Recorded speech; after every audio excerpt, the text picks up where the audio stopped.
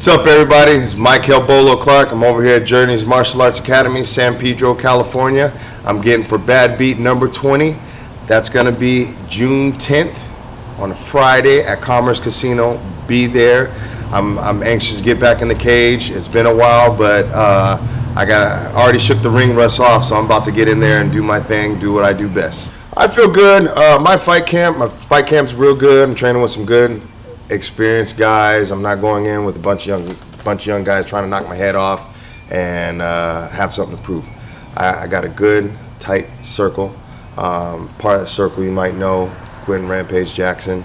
Not only he's helping me for my fight, but I'm also helping him get ready for his fight. So we've been training partners before. I like his energy and his charisma and how he goofs off at times when it gets serious. So it kind of, breaks that mode right there to where we don't feel like we're dying anymore. We can actually take time and laugh.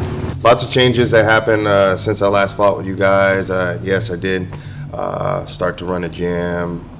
That has been a roller coaster, an experience, and continue to grow, continue to get better. And it's not just for me anymore, it's for everybody else. Everything that I've learned, experience-wise, martial art-wise, competition, I'm passing that down to my students as well. I actually have a couple of guys coming out of this academy who are getting ready to go amateur mixed martial arts, joining Camo. So I'm very excited. I think I'm more excited than they are, and I explain that to them. So, they laugh about it, but I'm just excited to watch, the up-and-comers do their thing. I wouldn't call it a balance. I would call it a juggling act. Okay, I'll be selling tickets for that juggling act. It's funny because I'm a dad, I'm a coach, instructor, whatever you want to call it. I'm a husband. I'm the manager. I'm everything. I'm wearing a lot of hats right now, so it's not for everybody. I'll tell you that right now. It's a task. It's a task from getting up in the morning. You got to do your run. You got to take your kid to school. You got to go back, pick them back up. You got to get back to the gym in order to teach class, open up, and it's just so many things that happen through the day to where it's an everyday routine. Some might call it ADD because I'm multitasking here, there, everywhere, and I'm used to it. I accept the challenge, and I think I've always been like that. Not just staying on one beat, but multiple. So it's a task, but I accept it. What fired me up was just being away for 3 years. I fought in 2013, and it was just that in between that time from 2013 until now, I watched a lot of people compete, and I'm not too, I don't know, what's the word? What is that? I'm thinking of the word GSP said. I'm not impressed by his performance. No, that whole deal. I don't know. I really don't think the talent has gone up. I think there's a lot of athletic fighters, competitors out there, but I don't think that it's going to be a long time till we see another John Jones or Anderson Silva. I'm just not really seeing that, and my opinion, of course, but and that's another reason why I go back to my coaching and trying to help everybody. But really, what really fired me up besides that was just a simple fact. I'm watching my son grow up, and he's growing up in the gym. He's a gym baby, just like my buddy David and his son Ace. They're bred for this. They see this every day. So it's just kind of,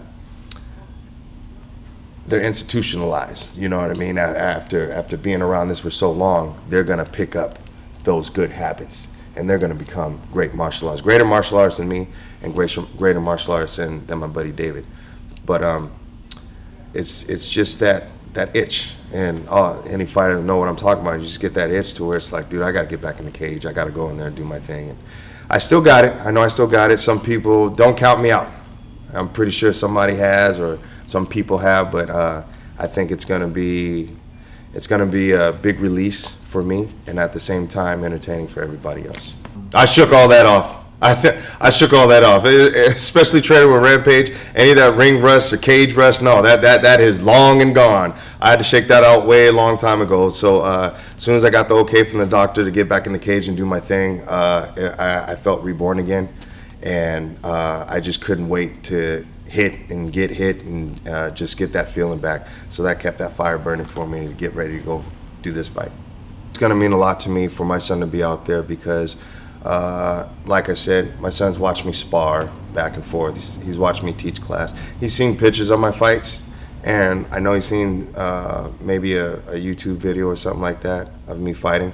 But to be live, you know, watching his dad in the cage, Badbeat 20, doing what he does best, and for just to see the look on his face. You know, that's something that will never be taken away from him, and that's something he will always remember. So for one, I got to make sure I win.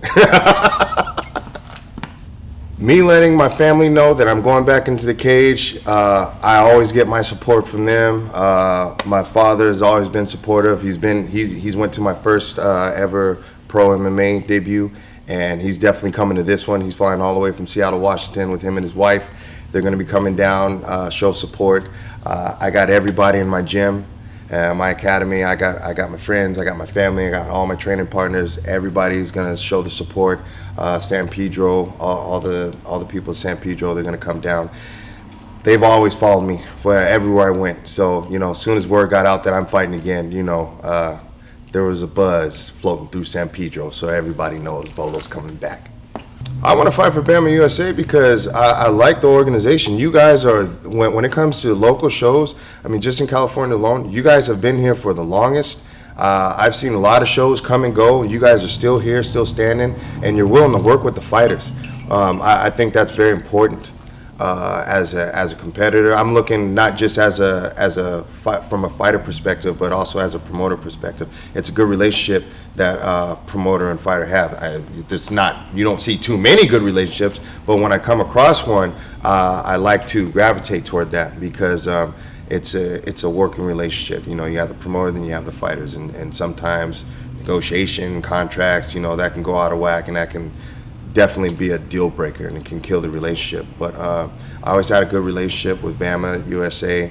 I always watch them whenever they make HNet fights and stuff like that. Mind you, I have actually the show that I did for you guys, I wound up on HNet fight. So it was cool. It's an opportunity for any up and coming fighter to get that type of publicity to catapult them into another show or a bigger show or whatnot. So this is very, very good for anybody who wants to get out there and compete and get their name known.